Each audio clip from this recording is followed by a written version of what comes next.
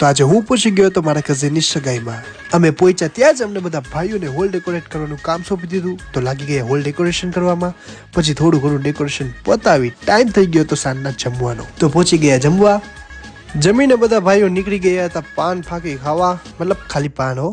ફાંકી નહીં પાન ખાઈને પાછા આવ્યા તો ગરબાનો પ્રોગ્રામ ચાલુ થઈ ગયો હતો પછી શું ફૂલ ઓન ગરબા રમી નાખ્યા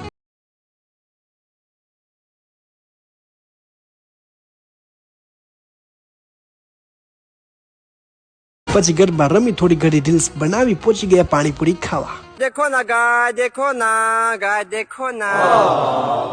પછી બીજે દિવસે સવારે વહેલા ઉઠી મસ્ત રેડી થઈને નીકળી ગઈ અમારી ટોટકી ગાર્ડનમાં ફોટોગ્રાફી કરવા સગાઈને હજી થોડીક વાર છે ને અમે કઝિન્સ લોકો નીકળી ગયા છીએ ગાર્ડનમાં ટહેલવા માટે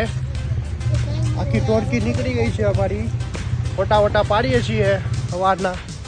બસ મજા કરીએ છીએ ત્યાંથી પાછા આવી નાસ્તો કરી ટાઈમ થઈ ગયો તો હવે કપલ એન્ટ્રીનો તો આપણે પણ જોવા માટે ઊભી ગયા